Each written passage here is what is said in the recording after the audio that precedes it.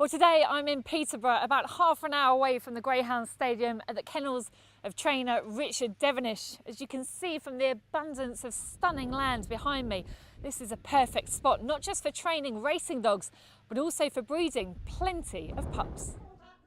We've got 11 acres here in total. We deliberately came out here and bought this place in the view of rearing pups. And how many racing dogs have you got here at the moment? We are cut down a bit on the racing side deliberately. We're getting a little bit older now. I think the kennels, we've one or two older ones in there. We're about 38 in the kennels. And there's a lovely feel to the place. First of all, with yourself and dealers, of course, and Teresa, who's a big part, and you've got a couple of other kennel hands. There's a nice camaraderie between you all. Yes, there is. Yeah, we mustn't forget Larry. Larry's on a holiday in Ibiza at the moment. He's been with us a long while. He's been with us 20 years. So yeah, and we all sort of get on in our own little way. Yeah, and you know, we know each other inside out.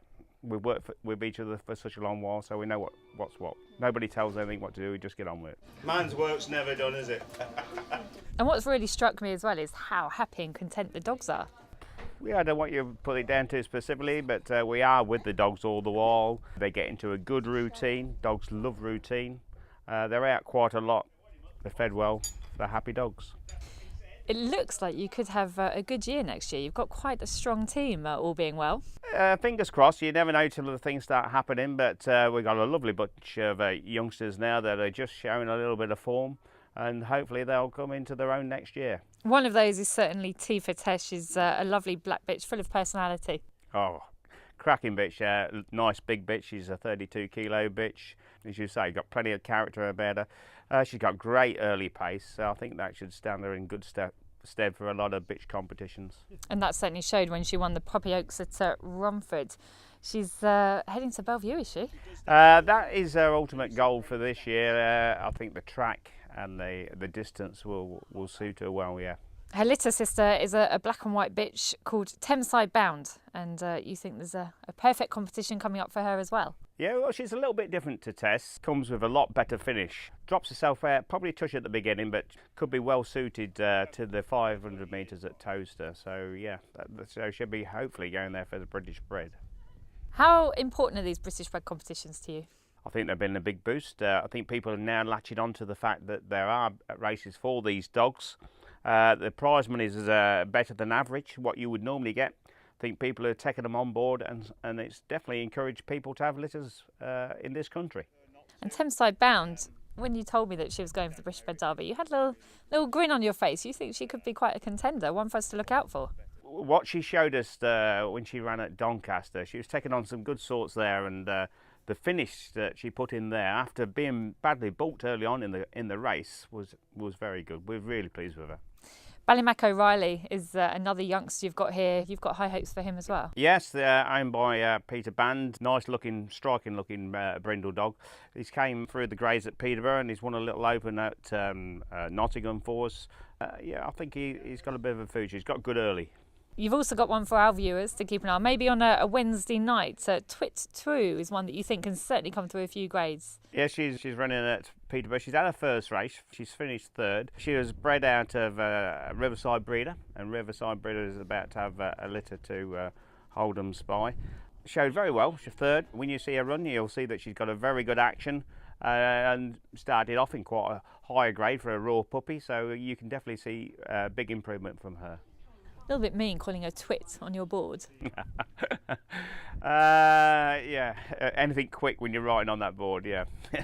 Let's talk about some of the old timers you've got here as well that we've seen today. First of all, Suddo Queen. She's 13 years old now, but of course our viewers will know that she's thrown many a good dog. She's been a great brood bitch for us. She was a very good racing bitch for us.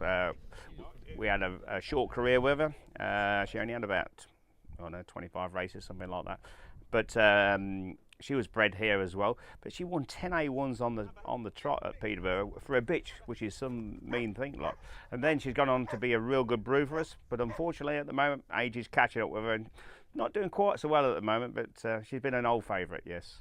And it's been lovely to catch up with Romany Rouge and his Roman nose. He's of course retired now, but what will your plans be for him? It's going to be hard for you to let go, isn't he? Yeah, Mr. Cool, yeah.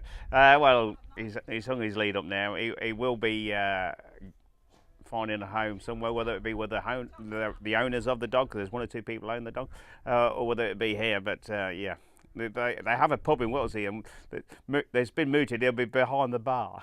That would be a nice life. You mentioned Riverside Breeder already, but she's heavily in pup again. In fact, she's just moved into your whelping block today, ready for the pups to come. Yeah, we moved her today because it looks like she's a shape. She's dropped at the back, which indicates she's not going to be too long before she has them.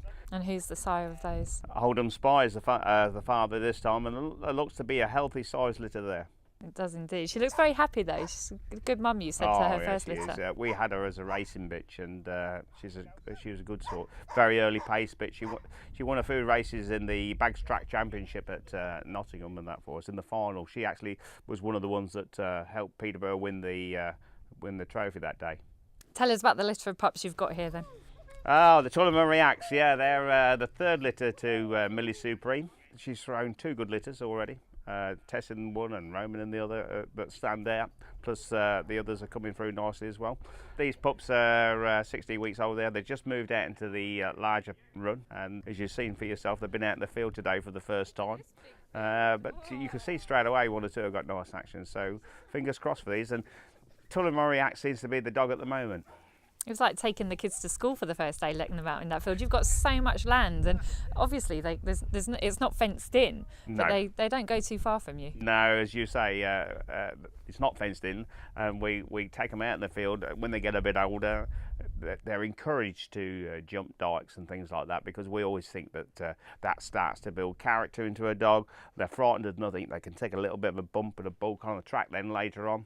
You'd be surprised if you came back later in, say, 6 months' time, you wouldn't recognise them pups in the field. They'd be just out and gone and running everywhere. And of course, it's such an exciting time because they could be anything. But you already can spot that some of them have a really nice running style. You can. I point out to you, like 2 of the dogs run like boats, and they've got a real plodding sort of action like. But dogs change. But you could see straight away a couple of those bitches and stretching out and reaching already, and they're the sort you like to look for. And you quite like the big blue and white dog as well. Oh, he's a bit Marley. He's a bit special already. Yeah, he's for a puppy and a dog.